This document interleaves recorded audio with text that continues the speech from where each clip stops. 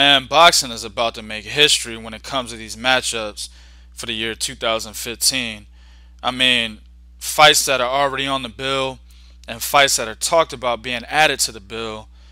I mean, these matchups are fucking ridiculous. Recently, Warriors Boxing Promotions has won the purse bid for a possible matchup between James Degale and Andre Dirrell. Now, if you're a boxing fanatic, you already know how good a fight this would be, right? I mean, you've got James Degale. He's 20-1 with 14 knockouts. His only loss was a controversial loss, a fight that I think that could have went either way against George Groves. He's a slick ass southpaw. He's a slick southpaw with a counterpunching style. I mean, the only problem I have with James Degale is that he can be stagnant at times. While he's being slick, he's boxing from the outside. Sometimes he can plant his feet, and he'll end up having a wide ass stance, kind of like Adrian Broner, but not as wide, and he'll slug, and that allows dumber fighters or sluggers to get on the inside on him and catch him with shots.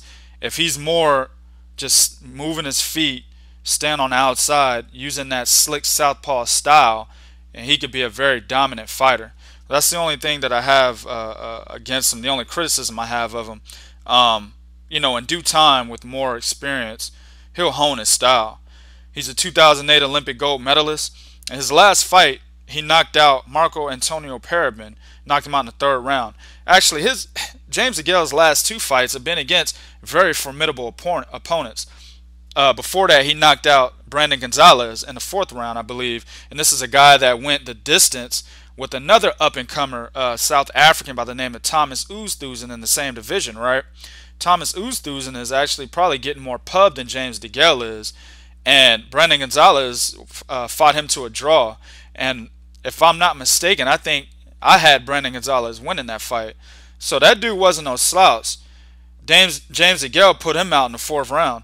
Then with Parabin, this is a guy that gave Jalen Love, Sekio Bika, and Badu Jack all they could fucking handle. In my opinion, I think Parabin beat Badu Jack and Sekio Bika. I think he fought to a draw against Badu Jack, and he lost by split decision against Bika. Or it might be the other way around. I can't remember, but he didn't win either of those fights. Two fights that I thought he should have won. And then majority of the boxing world believed that he actually beat Jalen Love, a fight that he did lose, right? So this guy's no fucking slouch either. And James Degale put him out in the third round. He's actually like a Gabe Rosado type of guy. Like if you make a mistake in the ring, you fuck up. Even though he has like 6 to 8 losses, you could lose, right? James Degale put him away early. So I like James Degale a lot. I think he's a guy that's underrated. He's not getting the publicity he should get. I mean, he looks like a broke down Andre Ward, you know what I'm saying? Not as good as Andre Ward, but he's fucking good. Dude is really good. You know what I'm saying? And all he needs to do is hone that counter-punching style from the southpaw position. Don't be stagnant at times, letting your opponent get on the inside against you. I mean, that's what happened against George Groves. He allowed George Groves to pretty much, get on the inside of him and land his shots. That's what made that fight close. If he would have just stayed on the outside, outboxed George Groves, because I think he has a better boxing ability than George Groves has, he could have won that fight very easily. But yeah, I can't wait to see him fight any fucking body. He's ready. You know what I'm saying? Whether it be, Andre Dirrell or anyone in that division, as long as he gets the opportunity to be a champion, which he will get, I can't wait to see him fight. And then you got Andre Dirrell. He's 24-1 with 16 knockouts, and his loss was also controversial. And this is a loss that I think should have never happened. In my opinion, Andre Dirrell is an undefeated fighter at 25-0. I mean, I thought he outboxed Carl Froch. Now, if you wanted to make it a close fight, it should have been a close, unanimous decision instead of a split decision loss for him. I thought he did enough to win that fight, but nevertheless, he lost that. Then he fights Arthur Abraham, gets an eye injury that puts him out for 2 years from 2011 to 2013, right? But since he's fought 4 times, 3 times last year, so he's back on the right track. He's trying to get pretty much pick up where he left off, because before he took his layoff, he was one of the up and coming prospects that everyone talked about, would be the future of boxing. But since the eye injury and the 2 year layoff, he's been derailed. And also, what I'm saying, I'm gonna put this shit in there, signing with fucking SMS Promotions, 50 Cent. What I'm saying, motherfucker only cares about himself and money. He's not trying to put nobody out there. That also fucking derailed him. What I'm saying? So now he's trying to get back on track. He sees his brother's a fucking champion in his division, someone who didn't have nowhere near the ability that he had. He became a champion before him. So hopefully that was the motivation he needed to get back on track, because Andre Dirrell was one of my favorite fighters back in the day, back in 2009. I always rode him and fucking Andre Ward. I used to tell people about these two guys in that division. So I hope he's back on track. His last fights, 2 fights anyway, were against Derek Edwards and Nick Brinson.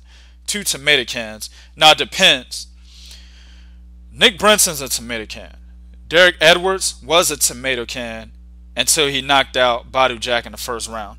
Now, mind you, Badu Jack, to me personally, was nobody that we should have even given any fucking attention to.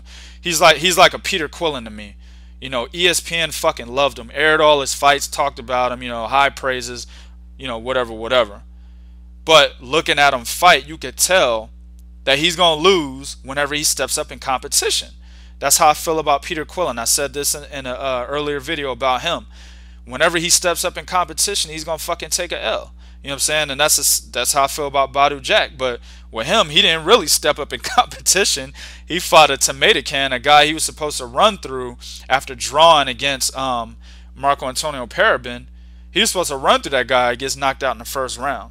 So it's kind of how you perceive that win. Knocking out a prospect, a TMT fighter, somebody that was getting a lot of attention. Maybe that moved him up from tomato can to journeyman, right? Or, possible contender. I don't know. Depends on how you perceive that win. But nevertheless, Andre Dirrell went in there and won every fucking round. Thoroughly outboxed him. He did excellent. Against Nick Brinson, he was a little more aggressive. But both fights, he looked fucking excellent. So, man, this fight right here, if this shit can be made, it's not made yet. If you guys don't know who Warriors Boxing Promotion is, they're a second-tier promotional company based out of Florida, and they have the backing of Al Heyman. The reason why I say second-tier is because they're not as big as, say, a Golden Boy or Top Rank, etc. But they promote fighters, or have promoted fighters, such as Rances Barthélemy, Roberto Garcia, who basically he's going to be fighting Sean Porter on Friday.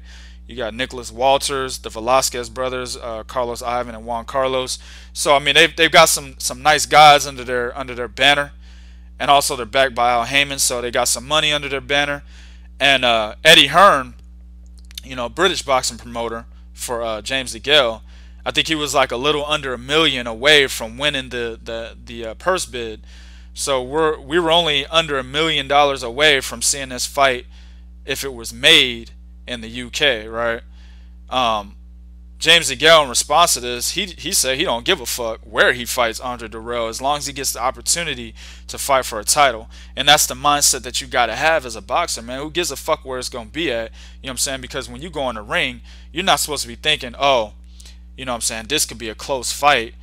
I need to have the advantage of fighting my backyard. That way the judges can be in my corner if it's a close fight. You're not supposed to have that mentality. You're supposed to be like, I'm an alpha male in this motherfucker. Ain't nobody can fuck with me. I'm gonna knock out anybody. You know what I'm saying? That's supposed to be your mentality. And that's the mentality James Degale has. That's why I like him a lot. I can't wait to see him fight. This is a 50-50 fight. If it gets made, it's not on the bill yet. But we're in the right direction of getting it on the bill, getting it made. What do you guys think?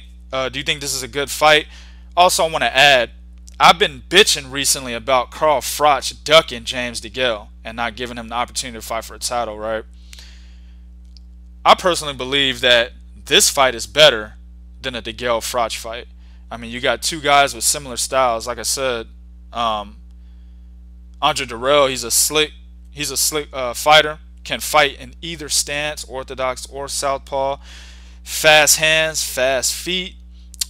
He's not a counterpuncher. His defense can use a little bit more work, but he uses his hand speed and his foot speed. That is his defense. Very slick, very slick. This is an excellent fight. It will be an excellent boxing exhibition between these two guys. I like this fight a lot better than the Degale-Froch fight. Anyway, I'm going to go ahead and conclude this. Let me know what you think. Do you think this fight is better than Degale-Froch? Can you wait to see this fight? Can you not wait to see this fight? Let me know what you think. Do what you do in the comments section, but be real. This is real talk for real fans. 1.